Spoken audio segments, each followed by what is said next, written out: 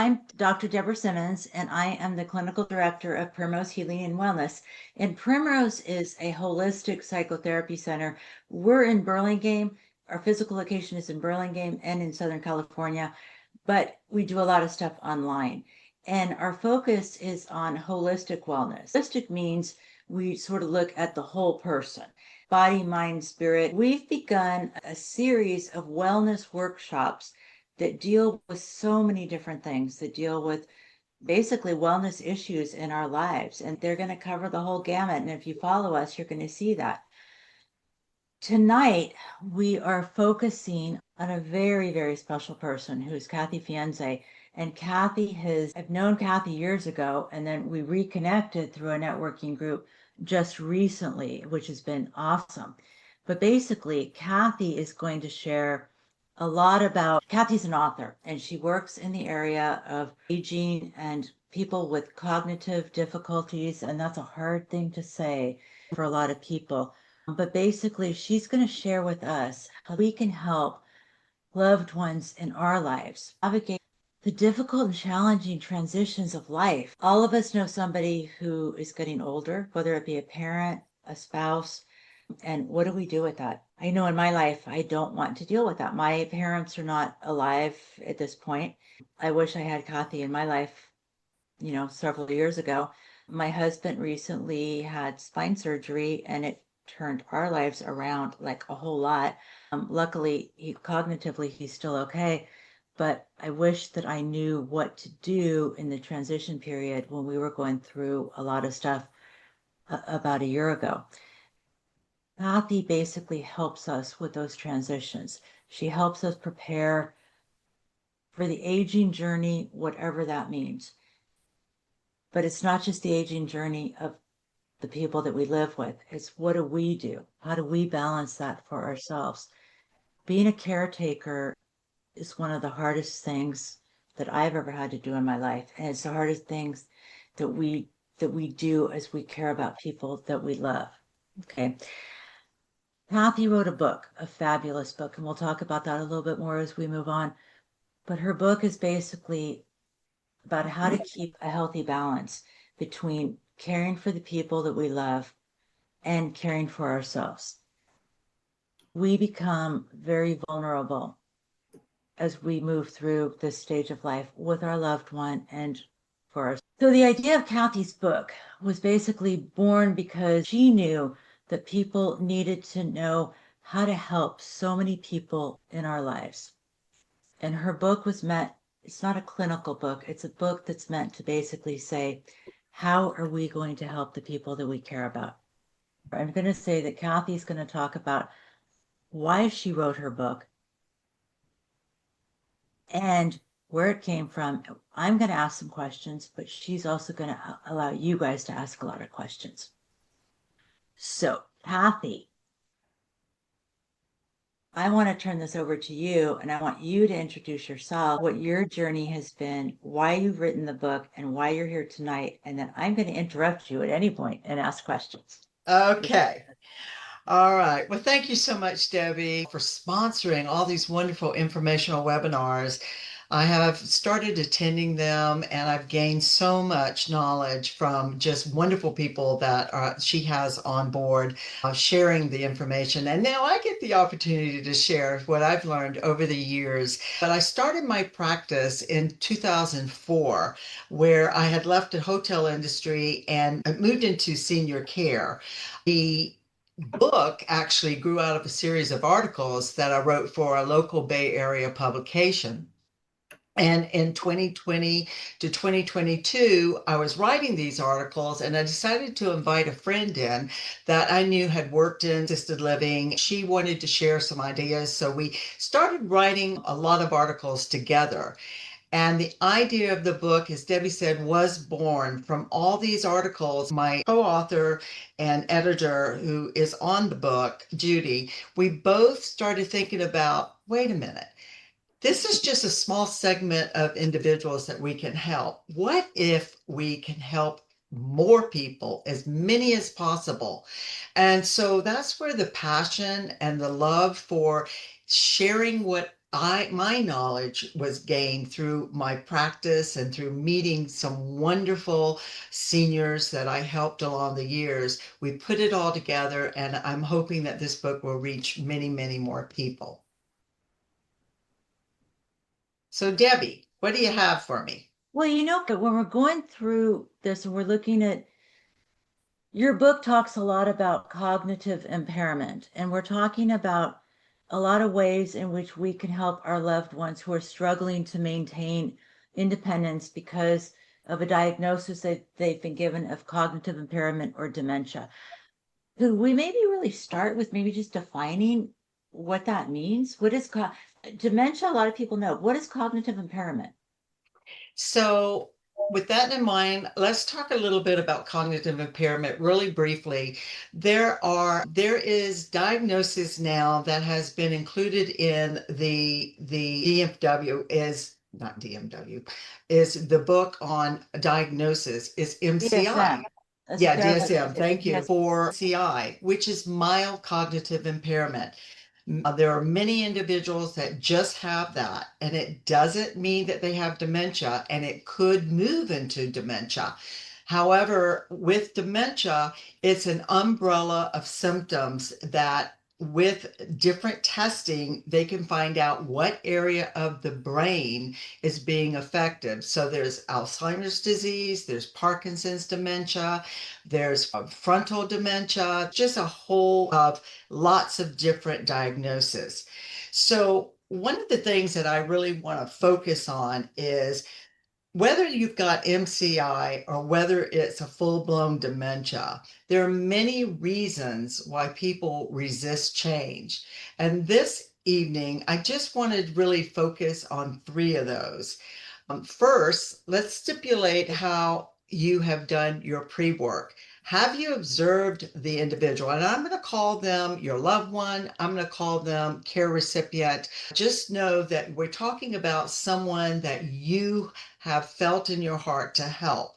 So, observing and documenting how this individual is functioning is the first step. How are they living in their environment?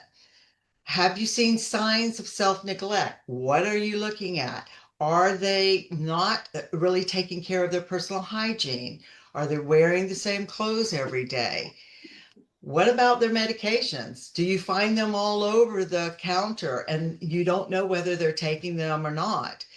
Has there been a dramatic loss of weight? That is one thing that I've noticed a lot with some of my clients is that they have a dramatic loss of weight or they have gained weight. So the other thing is, how confused are they? Are they really appearing that they're not tracking or are they don't know exactly what's going on a daily basis or even know what day it is? Are they isolating? So these are just a few of the conditions that affect overall health and lead to physical and mental decline. So we also want to be really concerned about their dignity. And dignity goes a long way because if they feel that they have slightly let their dignity go, because there are many 85, 90-year-olds that are still putting on that lipstick and that eyeliner, and they won't be seen without their hair done to go out into a community. So if you see that failing and they feel that that's failing, you may find more isolation. For the three reasons why people resist change, one is the distrust of the person who is leading. When an individual has mild cognitive impairment, MCI, or a diagnosis of dementia, most of them are not ready to accept that they have problems. And there's huge denial on many levels. So therefore, we want to make sure that we choose the best person that's going to introduce the need for some type of change. And should you be that one, then you need to ask yourself a few questions to really clarify whether or not you are the best messenger to introduce the need for change. So listen and figure out for yourself, think about what kind of relationship do you have with that individual? Is it loving and compassionate? Or is it bossy and agitated? Do you have a relationship that you just don't get along? This seems to happen quite a bit. So if you know what kind of relationship, then that's one that you want to think, okay, I think I can do this because this individual is going to listen to me. Do you know your purpose and motive before opening a discussion with that individual? So you want to get clear on your intentions and set the right tone. Knowing the reason for initiating change will lead to the best approach. So ask yourself, why am I the one that feels that I need to be the one to tell them what's going on? Is it for your own self interest to avoid worry and stress?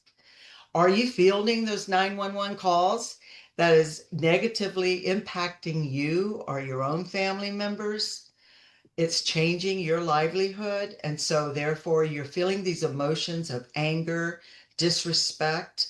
So, these are legitimate reasons why you need to initiate a conversation and making that change and understanding if it will enhance your relative's quality of life is really about knowing and feeling and trusting that this person needs your help.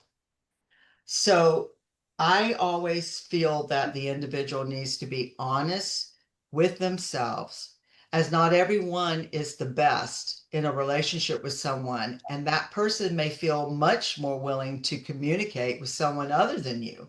There are other family members that might be a better fit. There's close friends. A lot of older individuals love their doctors. Maybe the physician is the one to carry that message forward. But whoever it is, that person that is tapped in to talk about making these changes, they really have to be objective and be able to plant the seeds that's going to open doors to more conversations down the road. So when families come together to address concerns and provide solutions, that can make all the difference in the world. You're having a united front. And I share this at many of the meetings that I facilitate for families. Come together, consider all the options, and know who your loved one will lean upon more. And that person might be the one just to carry that message and plant that seed. So the best person to talk about the change, you've decided who that is. Now what's next? You want to pick a date, and then you want to find the best time of day and the environment that would be the best for having that conversation so that individual feels comfortable. You just got the diagnosis. Okay. Now you got the diagnosis that your parents may have dementia. Your parent does not believe this. How do you deal with the diagnosis in and of itself? And do you present that to your parent or to your loved one? Or what do you do? Well, that depends on what level of cognition they may have.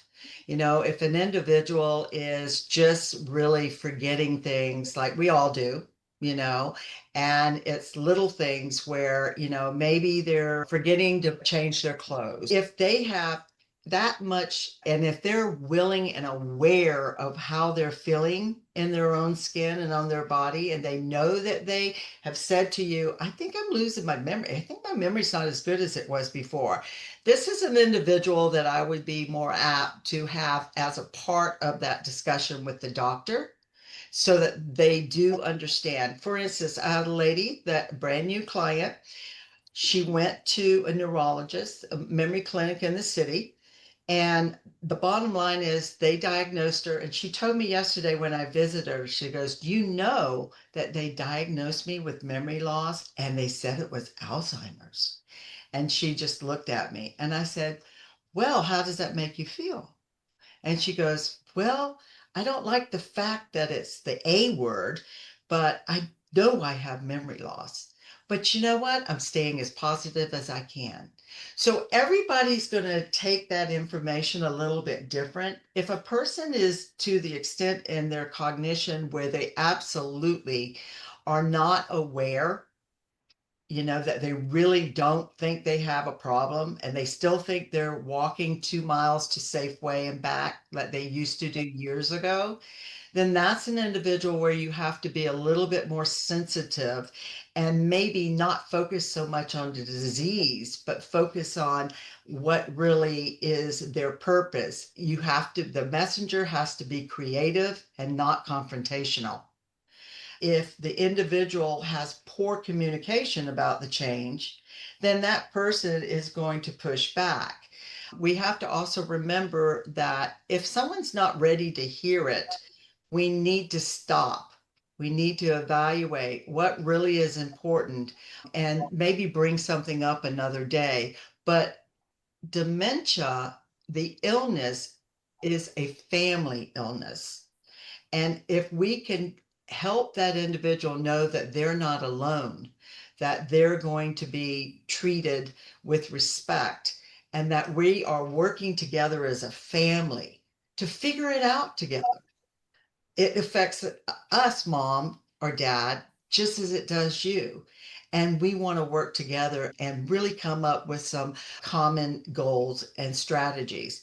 One of the things that I realize that happens quite a bit is I just want to ask, how many of you have had individuals that come up to you with a strong suggestion and says, you know what, this is what's best for you. You need to do X, Y, or Z, right? It doesn't feel too good, does it? Because what happens is you feel like someone's trying to control your life. And that's the one ultimate thing that we all want is control. The same goes for someone that's challenged with dementia. They feel excluded from having to make a decision with an individual.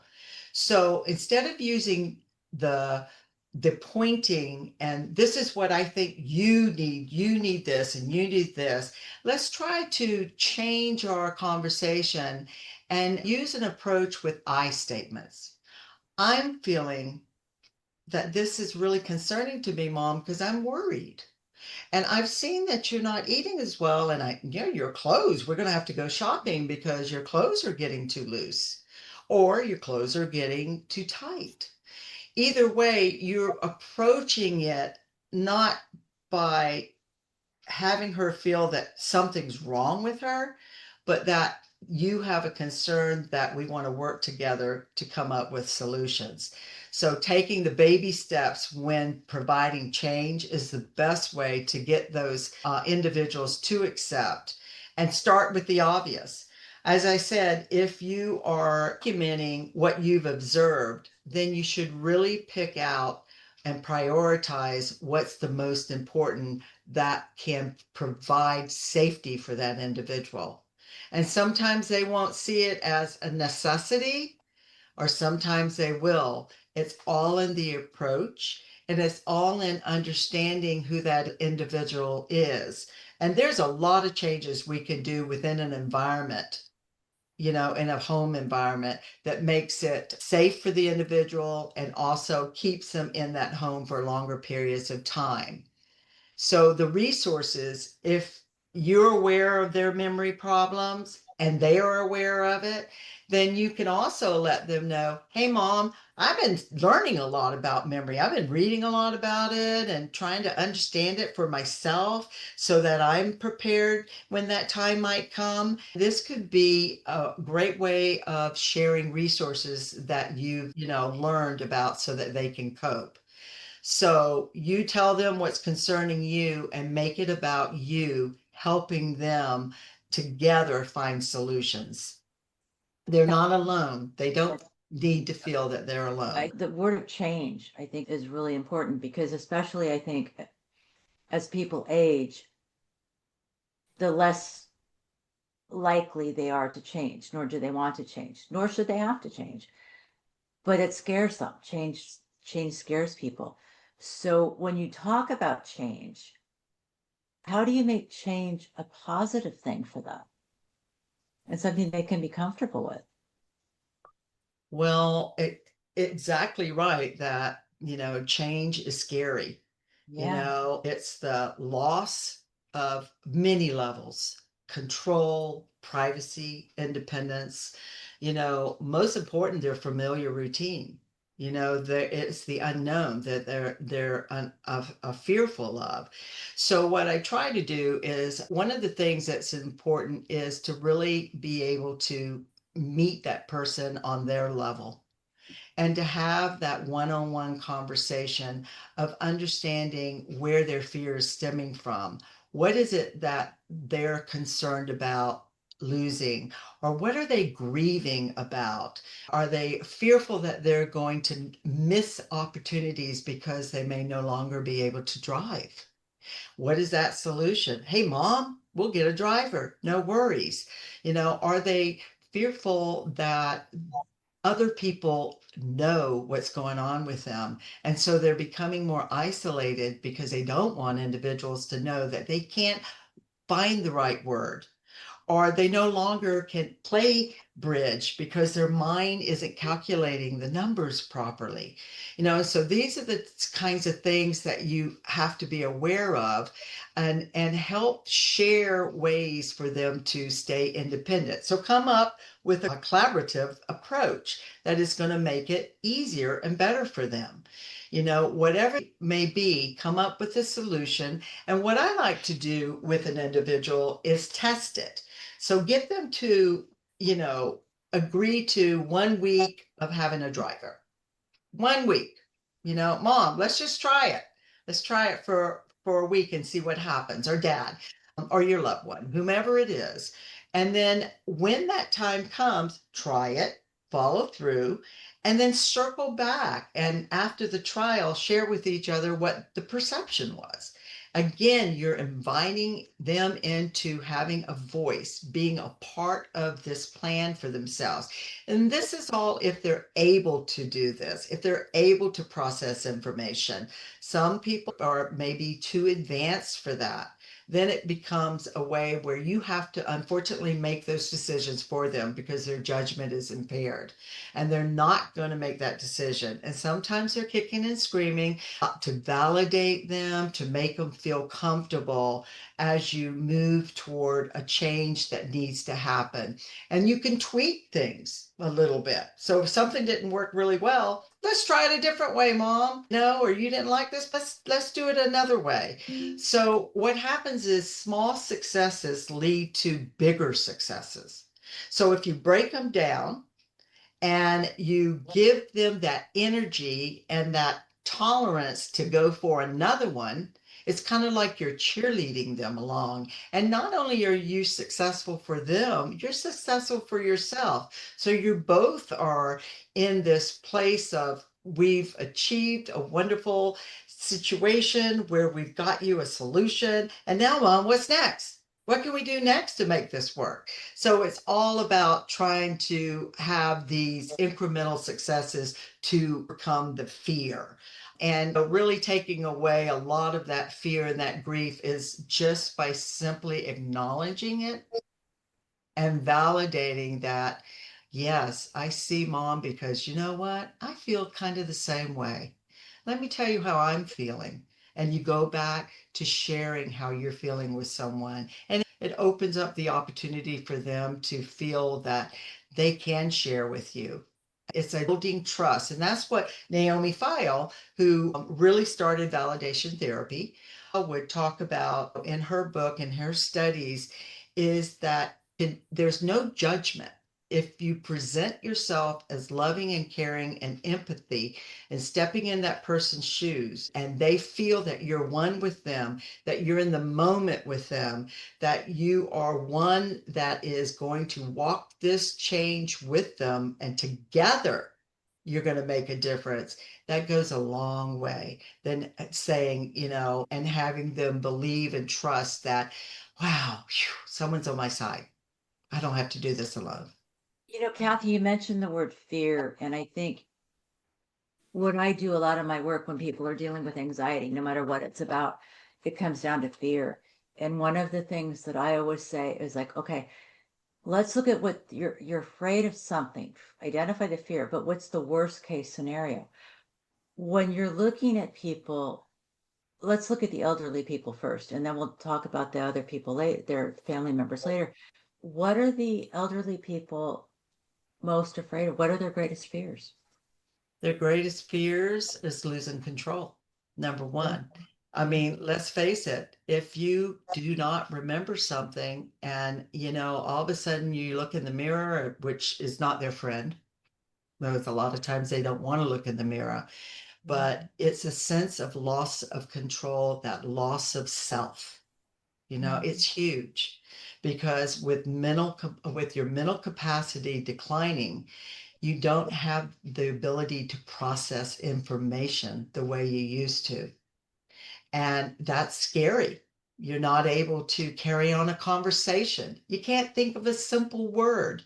All of those things kind of come together. And then you lose friends. All of a sudden, you realize you're alone because you're no longer having friendships, that they're dwindling because other people are pulling away from you, or you have pulled away from them. So it's the fear of not knowing what's next. The unknown is critical. So we can help share and give them options. And that's part of what I wanted to talk about tonight is these options. But if we can provide them with opportunities that there is going to be a place for you, a place that you can be safe, and a place that everyone's going to be able to help you, I think it'll go a long way. Yeah, you know what? I want to, oh my God, there's so many questions I would have. How does the caregiver deal with that? Because I mean, as a caregiver, I know that feeling. It's a feeling of helplessness and guilt and so many feelings. How does the caregiver deal with their feelings and where do they go for support? Well, it depends now whether we're talking about a family caregiving or an agency caregiver. So there's two different things. And one of the Talk things about that I wrote up in my book was yeah, talking about how families come together. Because a yeah, lot of families start with, we can do this ourselves. We want to be able to help mom and dad. We want to be loyal to them, to our loved one. And they took care of us. Now it's our turn to take care of them. But the bottom line is whether you decide on a family or a professional, you have to build a successful one. And you have to really put a care plan together, a comprehensive care plan. Now, you asked about how do they handle and manage their feelings. Well, number one, be honest with themselves. And really, it's about setting up a healthy boundary.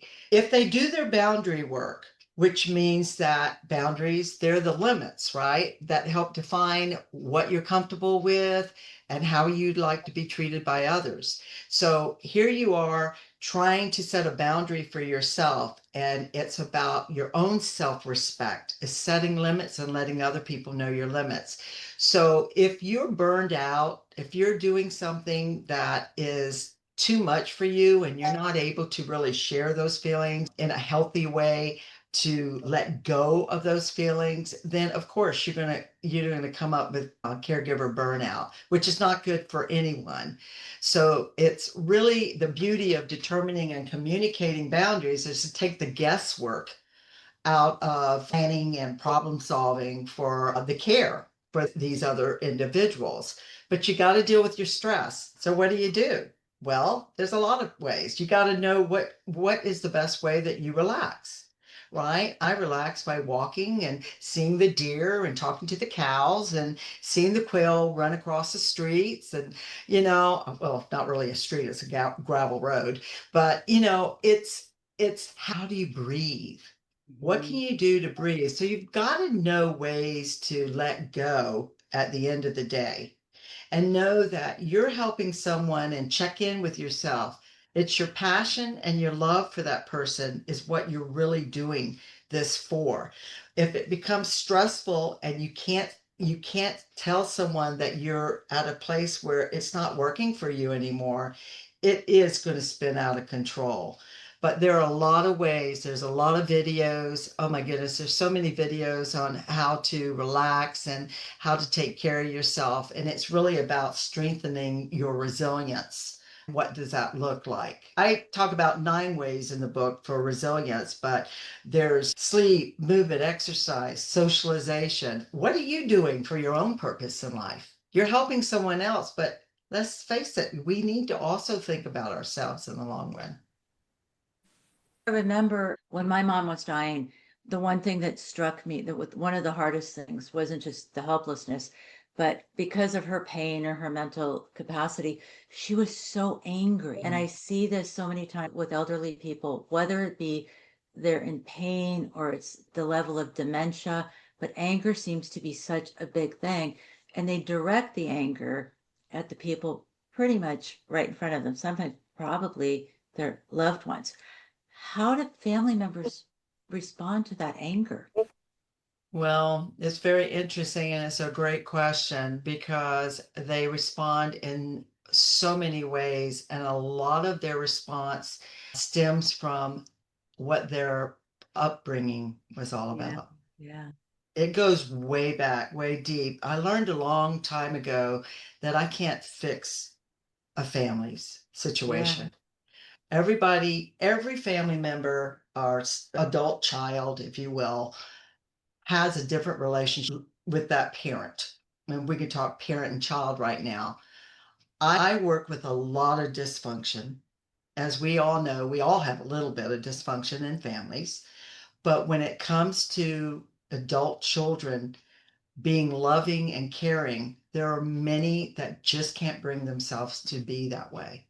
yeah, And they're in therapy. They may be in therapy. Their therapist has advised them, you have to set, again, a boundary. You have to limit yourself on how much you can, take on. So those are the individuals that usually hire someone else to do the caregiving. The anger is stemmed inward, as we know many times, is the individual, the care recipient is depressed. you know they're the ones living through their life. We're walking alongside their journey. Their family is they were the ones that had to live and had to reciprocate from whatever mental health situation might have happened to their parent, even way before them in their young childhood. So it just stems through the family tree. it brings up a lot. Oftentimes, it brings up a lot of childhood stuff, and it could also be an opportunity for people to deal with their own issues. Well, it is Yeah, time for them to deal with their issues, but I also respect that a lot of these individuals, they're dealing with them, but they choose not to forgive. And forgiveness is one of the biggest things I always try to support my families with, is because, there's always a reason behind the behavior, yeah, and we're not always privy to what that is. So we try to be non-judgmental, and we try to have a rapport of forgiveness. And first, you have to forgive yourself and then move on to someone else. yeah. And there are families that are in, and it's really interesting because a lot of them are very wealthy, that it stems from the finances. And so it's all about the money. A And lot of it. secondarily, of course, there's elder abuse because of that. Yeah. Forgiveness is a process, and I really think forgiveness is a spiritual process. And whether people are spiritual or not, but it's a profound process. And people, when you get to a point where you're going to forgive, it's about for you letting go, not necessarily for the other person. Kathy, the other question, okay, at another level. So that's about parents, but okay, so many of us are going to be dealing with our spouses and we're going to have the same issues.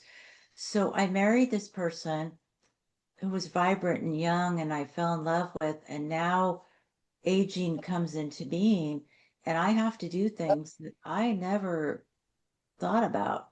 How do I deal with that for myself and my spouse, with all the physical things, the embarrassment that might go along with it? How do I take care of this spouse with so much humility for both of us? I would say being very honest with your feelings and really sharing that, both of you, each other, and understanding and recognizing that you're in a whole new challenge, in a whole new world that you're not familiar with. And give yourself, some grace to work through it. reach out for help, try to work through any shame that may come up. The anger that stems from grief because you're grieving the loss of what was. This is the same with spouses, right? You grieve the loss of, when you work together as a couple, you become one. Yes, you're independent and you have your own lives, but you really are one in the whole, and you're there to support each other. Sometimes that support gets to be a little bit too much and it becomes a little bit too demanding, especially the person that is experiencing the illness. So they start depending on the other spouse to take up the slack. And that person, again, it comes back to setting your limits and boundaries. How much can you really do as one person to keep your sanity, but also to keep that loving relationship that you've had? And so, you know, you got to ask for help. You have to ask for help. There is plenty of professional help out there. Whether it means to someone to come in once a week just to help with showering. I don't know the situation for you, but personally, with some of my people, it's like just part time to come in, help with the shower day. Whoa, what a big relief that is. Respite to stay with my partner for a while I can just go get my hair done. I mean, it goes down to that level of where you avoid so much of your own personal life when you're taking care of someone else. And you got to make that space and have that grace to be able to do those things that you love to do. Kathy, one of the things that I know about you is that you really respect that how people age, they do it in their own way. And I heard you talk this morning just about people that you knew who they could be three different people at 92 years old, and they're all going to age in their own way, and how we need to respect that. Can you talk a little bit about that and how people do it in their own way? Yeah, it was really interesting yesterday when I went out and I periodically go into the field to some of my clients and kind of see where they're at to now, where they were and where they're at now.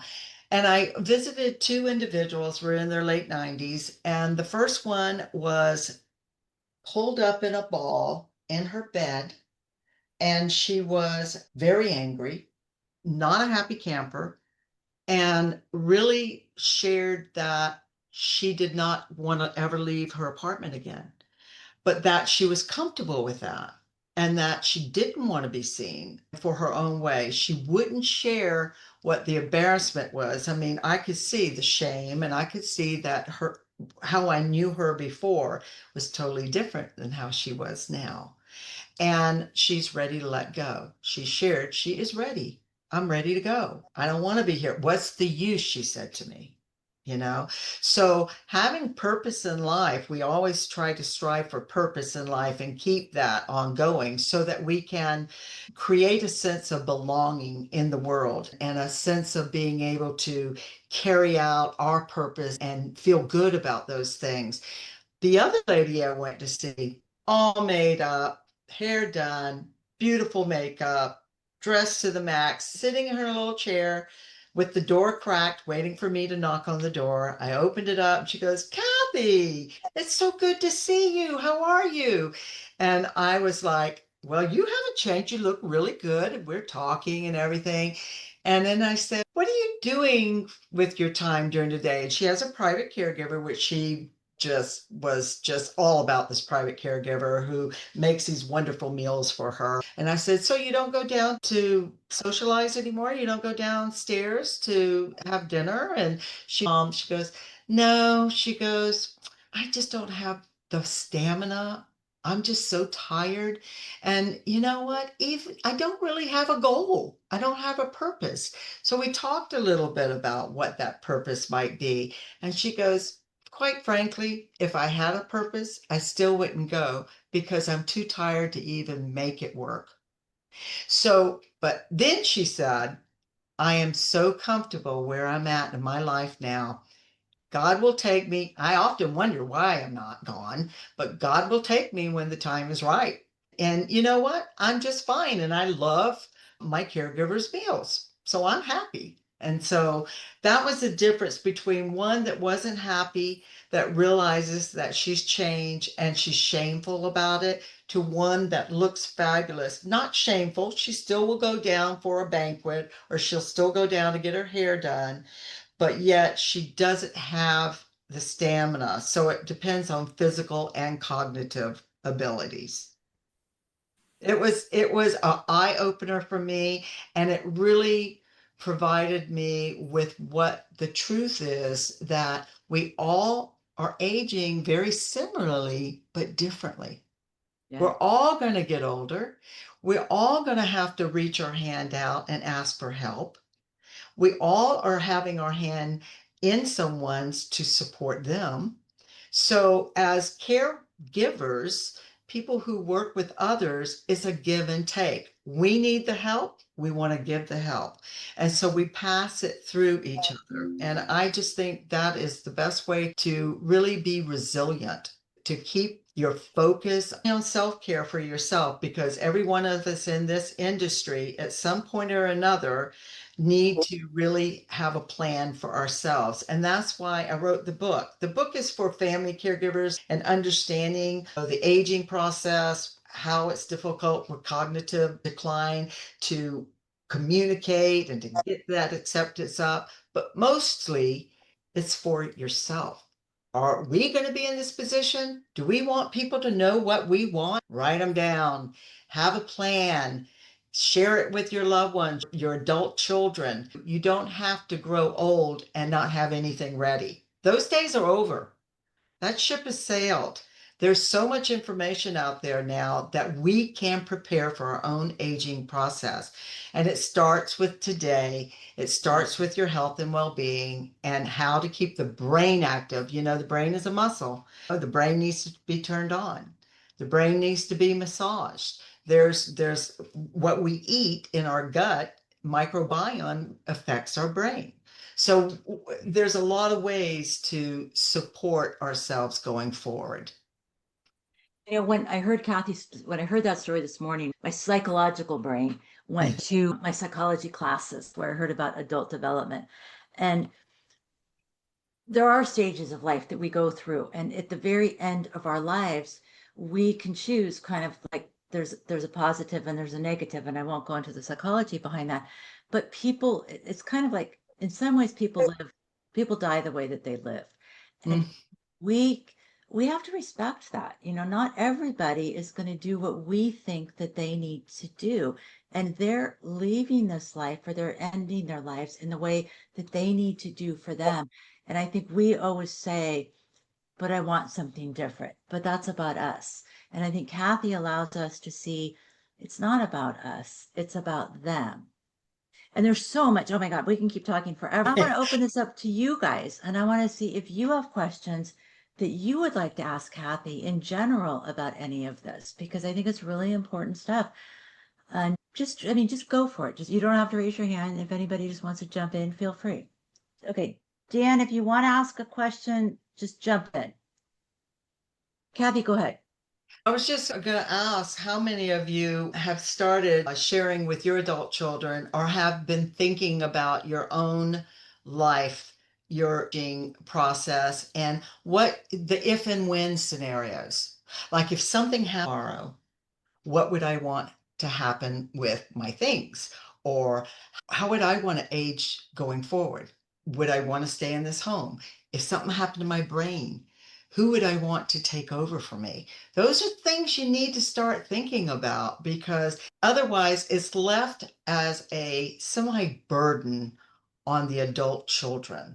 And they're not asking those questions now. A lot of people don't know to ask those questions. So we have to take the responsibility to share that with them and write it down. I have a little notebook. I have a little binder, and I'm like, this is what happens, this is what I want with that. No, you do not get my all my jewelry. No, whatever it is. Whatever it is. You just need to share it. So I was just wondering if anybody has started that process. Totally, and it's scary. I would like to make a comment. I lost my father 20 years ago to Alzheimer's, and my mom was the sole caregiver She did everything, no boundaries, no limitations. She just did it all. And when he died, her life was like she didn't know what to do with herself. It was just so difficult to watch that. And the only thing I did, and that was, exactly 20 years ago, within 3 weeks of his passing, I contacted an attorney and get my trust, and most importantly, the health power of attorney. Because in the end, we were able to, because they had one in place, we ended up almost like pulling the cord. Technically, my dad died of kidney failure. He was on dialysis, and we basically pulled him out of everything. So we knew that he was going to go in a month, less than a month. And we were able to do that because we had that health power of attorney. I said, I could never put myself into the healthcare where they will just keep me alive if I'm into a vegetable or something. So I did that part. And I had, when Pam was reviewing my trust, she asked a bunch of questions, and I followed her advice. I put both my children and my son-in-law, and we had a lot of discussion about how I would want things. I'm technically Muslim, I never follow it, but they don't allow cremation. And I really like the idea of cremation, but I can't bring myself to say, yes, that's what I want. And not my children, but my son-in-law was the one who asked, don't you think we should know what to do? And it became a joke, but I totally agree. The preparation is so important if we want our wishes to be respected. Because if they don't know, they don't know. That's great. And absolutely. And another thing is go back and revisit. Go back and revisit those documents because over the years, things change. I've changed mine a few times, and so you just gotta, keep it up to date. But yeah, that's really important. Having all those documents together is really, really important. And keep them in a binder. Again, binders are fabulous. Keep everything in it so that whoever it is, your adult child, your oldest, or whomever you designate has a copy of that binder or knows where to get it. I mean, exactly. Like every time, it could happen to anyone, any day, anytime. Anytime. But if I'm going to be away, I tell my son, okay, here is the binder. This has my trust. This has everything I have, whatever. And he gets mad at me, and it's like, don't be mad, And when we come, he's like, put that thing away. Because I leave it on my desk so that it's accessible. He comes and says, put that thing away. I don't want to see it on your desk again. But Hard to talk about. Great. Well, a Anybody lot of else people have don't any want to talk about it. questions or think anything questions that you want to ask Kathy? This is not going to be your last opportunity because I'm going to give you an option in a second. But anybody who'd like to ask Kathy any questions right now? Okay. Kathy, this is Maya. I wanted to ask you regarding, as I say, the residents. I take care of the residents here, that they get emotionally upset and that gets into depression. And where can I get that help? I did try some psychologists to come in and talk to, and social workers, and then I also go in and talk to them about it and lend my ears to them. Families are also involved, get families together and, try to get them to go out, take them out, spend some time with them. So give me some input on that, what. Well, Maya, I know you and I know you go to every length to find the best resource for your residents. And, all you can do is you try everything that you can. But again, sometimes we're powerless over how another person is going to receive the information. And it's sad, but over the years, I've recognized that if I'm doing everything I can and bringing in the best resources, people to talk to them, and they're trying to get them engaged in other things, I have to really accept the fact that this individual has made their own decision in life and they're not willing to make a change.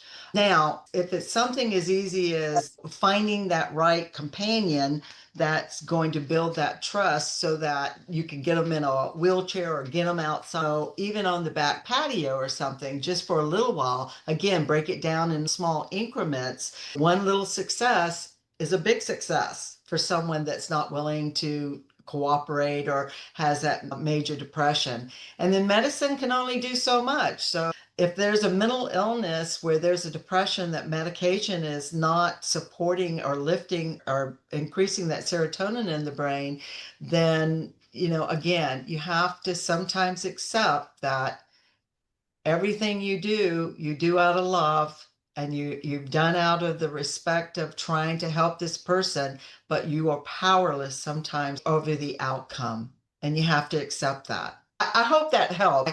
I don't have the miracle, wand that says, okay, they're gonna now tomorrow go out and this is what you can do. But, as sad as it is, you have to kind of realize that you're doing everything you can to help them. Yeah, and there have been family members as well. Sometimes they have come to my office and said and cried, what should I do now? With the family members, what I would say is just be a good listener. Refer over to Debbie, refer to, somewhere that, encourage them to get more professional help, or to find a grief support group. And there's a lot of dementia support groups, depending on what the situation is. But you can also say the same to them if they're doing everything out of love and really trying to support their loved one. It's not on them. They have to accept it. Debbie, you want to speak to that? Yeah, what I want to say, because again, I want to respect everybody's time. There's so much that we could talk about, and I'm going to put, and actually I just put my email in the chat. And Kathy, if you want to put yours in, go ahead. But I'm also going to want to give you guys a couple opportunities to get in touch with us for a variety of things. First of all, Kathy has an offer that she's going to give to you guys. Do you want to talk about that, Kathy, or do you want me to talk about it? Oh, my book. Yeah. Does anybody, if anybody hasn't already purchased my book and you'd like a copy of the book, because you're on this webinar, I am going to give you one. So what I need is a list. Do you have a list of everything? So I just put my email in Do you there. want one? Yeah, Anyone I just put my else email in that there. hasn't gotten one, just let Debbie know, or Debbie, you have their I information. have all your emails, but some of you have books and some of you don't, so I don't want to Oh. just send it randomly. But if If you you want give me the emails, I'll send them Yep. out an email, and they can give me an address, and Yep. I'll put it in the mail to you. So the other piece to that, you guys, Thank you. is on Well July 31st, Kathy is going to be in San Mateo, and she's going to be signing books, and she's going to be talking a little bit more. And we will give you that information if you want more information about Kathy and you want to support her in her book and you want to get an autographed copy of the book. And you are going to be more than invited to that. And Kathy's going to be talking even further. The other thing to keep in mind is this isn't the end of Kathy. Kathy's going to be talking a lot more. And there's a lot of things that Primrose are going to be doing in terms of supporting Kathy. And we do a lot at Primrose that are around the area of mental health. And I was thinking one of the things that came up for me in September, I haven't firmed this up yet. We're going to have another workshop that has to do with trusts and insurance and financial issues for elderly people and just for families in general. I still have to firm that up. So keep following us because we're going to put a lot of that out there. Primrose is doing these monthly webinars. Next month is going to be a little bit different. The next 2 months is actually going to be, one's going to be on just health and wellness, gut health and brain health. And then the next one's going to be on body confidence and body image. So we have lots of different things going on. And then I'm hoping September is going to circle back to financial and stuff with the elderly. Give me your name, your email address. Let me know what you guys want. Also, if you need to get in touch, if you want to get in touch with Kathy for more information, or you want to get in touch with me or anybody at Primrose, put that in the chat and I will definitely reach out to you guys. I'll circle back to you and give you some more information. I want to thank everybody for being here tonight. This has meant a lot to me as the founder of Primrose. Mostly, I'm so grateful that you guys have been here to support Kathy. Oh. Kathy, thank you so much. Thank you all for being here. And thank you, Debbie. These webinars are invaluable. It's very good to have a place that we can go for education.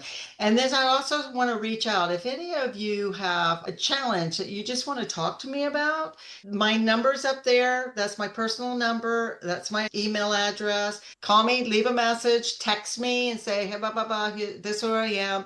And then you, on my email, you can actually set up a 15-minute with me, 15, 20 minute. I'd love to talk with you. And thank you all for being here.